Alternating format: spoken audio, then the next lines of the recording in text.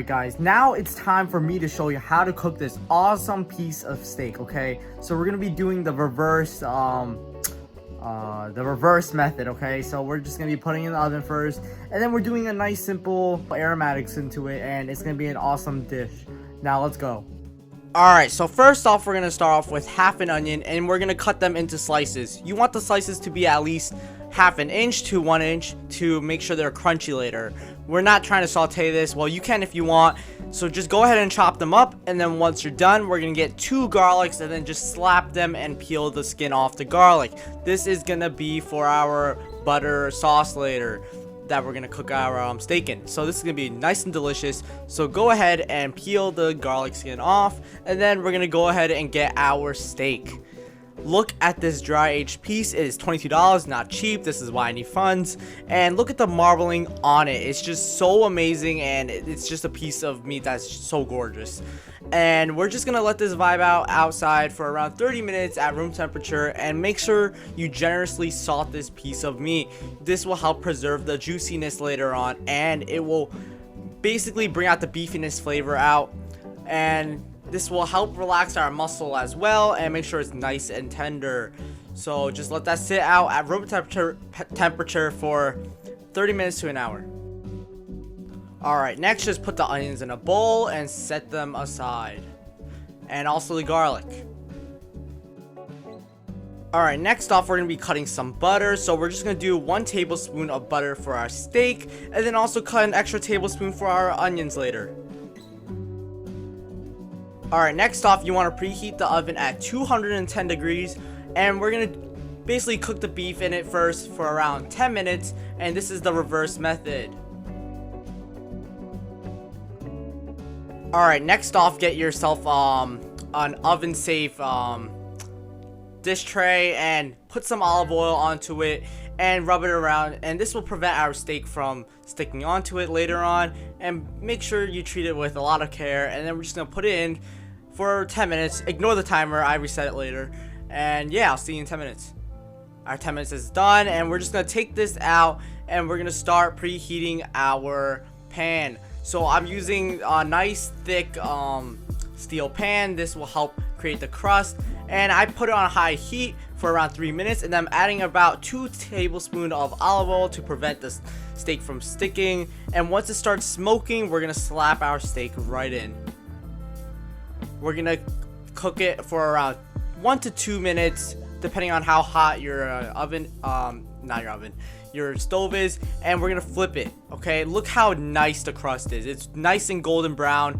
And then we're gonna add in our butter a minute later and cook it for another minute on that side, and get some rosemary, and don't forget to add your garlic. I forgot to add it. And we're gonna baste the steak. This will help lock in the flavors. Just gonna do that for a minute, and then basically we're done.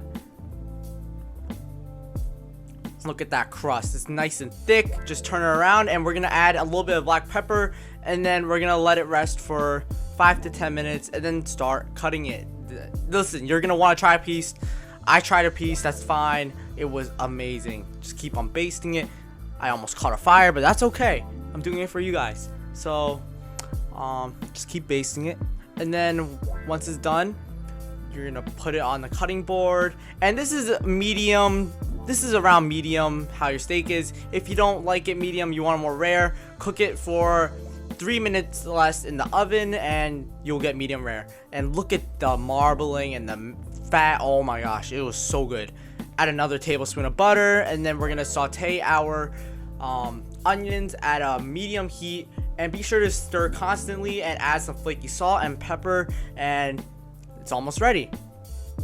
And you'll realize some stickage onto the pan, and don't worry, we're gonna deglaze with some Charles Shaw red wine, just about a tablespoon. Add it in there, stir it around, and let me tell you, this is like French onion soup in a bite. It was so good. And just saute it for another 2 minutes, and then once your steak is done resting, look at that, perfect medium temperature. Just slice them. I stole a couple off the line, but that's okay. It was amazing. And then we're gonna start assembling soon.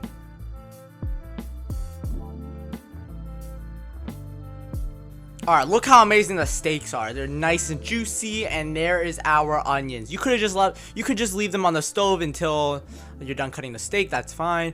And look at this. Look how gorgeous this is. Add some black pepper if you want. I made some homemade mashed potato. Recipe will be coming out in the future. It's delicious, and we're just gonna start plating them. So plate it of how you cut it, and put them on top of the mashed potato if you have any. Just like so, make it look real nice. Add your onions, add some black pepper, and boom, 5-star restaurant quality right here. Okay, so now let's taste test. All right, guys, here is our final steak. So I got some medium, and well done. Sadly, actually, wait, no, it's medium. It's medium in the inside. Let's give it a try.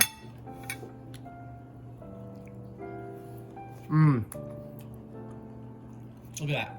Still a little bit pink inside. The lighting sucks, but oh well. So, dry aged steak.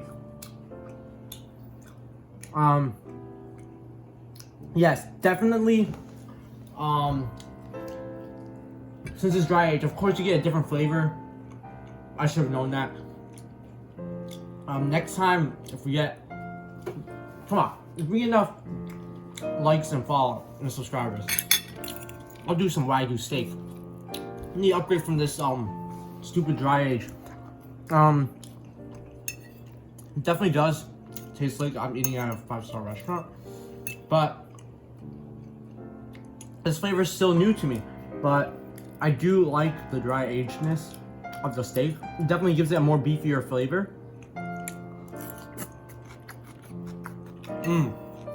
Onions.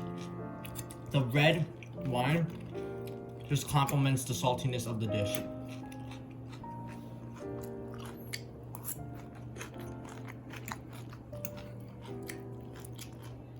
And then we got some smooth mashed potato.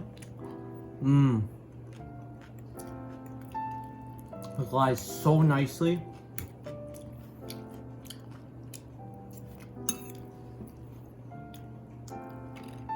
And then look at this crust that we got from the steak.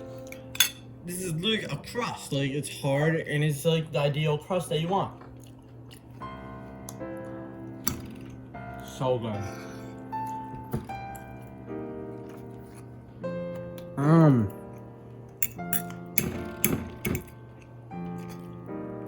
Amazing.